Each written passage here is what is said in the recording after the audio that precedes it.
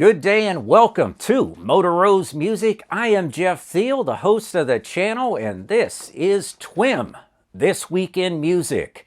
It's kind of a reboot. We used to do these as shorts, but there wasn't really enough time in 1 minute to kind of get all the events that happened in a particular week. So I'm going to try this as a longer feature, not too long, but a long form video. And the week will run a Monday through Sunday. We'll try to get this out every Thursday or Friday. I haven't nailed down the specific date.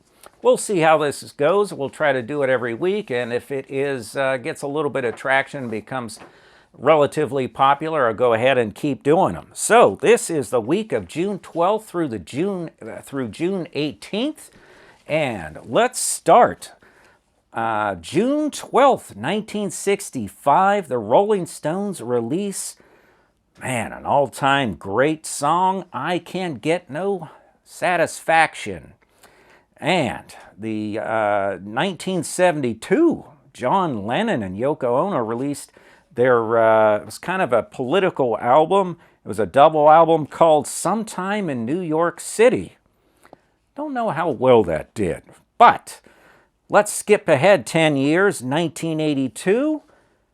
450,000 people were at a rally for nuclear disarmament. Some of the headliners were James Taylor, Bruce Springsteen, Jackson Browne and Linda Ronstadt, and Gary U.S. Bonds. So, on June 13th in 1995, Alanis Morissette released Jagged Little Pill. That was a scorcher. 30 million albums sold. Man, I remember that. That thing was always playing. In 1964, on June 13th, the Stones made their first major U.S. television appearance. It was a show on ABC's called Hollywood Palace. I believe they got made fun of by the host. It was 1964. There seems to be a lot of Stones heavy here. The Rolling Stones in 1969, they introduced their new guitarist Mick Taylor.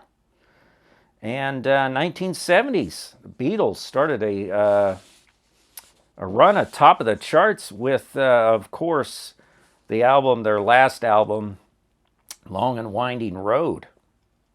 Let's see, 1979, Cars released their album, Candy O. It was their second album. And then in 1983, on June the 13th, Stevie Ray Vaughan and Double Trouble released their debut album, Texas Flood. Took a while to get traction on that, but it did become one of those classic albums. I think it's more revered now than it was back then. June 14th, 1965, Paul McCartney recorded the song Yesterday. Huge song.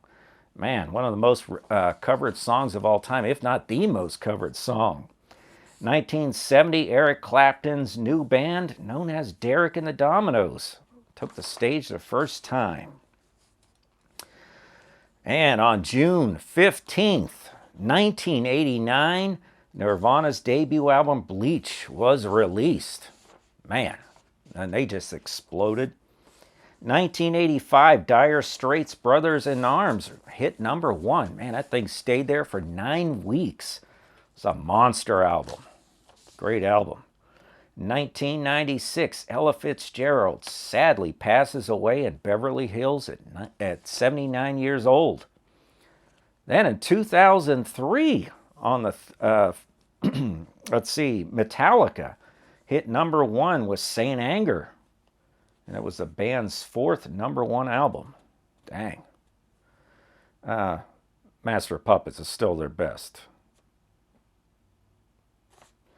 2016, Led Zeppelin's guitarist Jimmy Page took to the stand to defend the band in the trial that was claiming that they stole Stairway to Heaven riff from, who was that? That was Taurus. Well, that was, the song was Taurus. Let's see. June 16th in 1972, David Bowie releases The Rise and Fall of Ziggy Stardust. Rise and Fall of Ziggy Stardust and the Spiders from Mars. What a great title that is. It's hard to say, though. 1967, the Monterey Pop Festival began in Monterey, California. 50,000 people saw major appearances of Jimi Hendrix, The Who, Janis Joplin. Also had Grateful Dead and I think the Byrds, Jefferson Airplane, and Buffalo Springfield played. 1965, June 16th, Bob Dylan recorded Like a Rolling Stone. And then June 17th, in 1955, old Colonel Parker arranged a meeting with Elvis Presley. Resulted in an agreement with the Colonel to handle Presley's gigs and his career. I think Colonel Parker got the best of that deal, really. And in 1971, on June 17th, Carole King went to #1 on the album charts with Tapestry. I think stayed on the #1 for 15 weeks. A monster album. That was the biggest album of the year, no doubt. Led Zeppelin 4 was also released in that year as well. But that was in November. In 1972, on June 17th, the Rolling Stones album Exile on Main Street hit #1. Stayed there for 4 weeks. And finally, it's June 18th. That'll be this Sunday.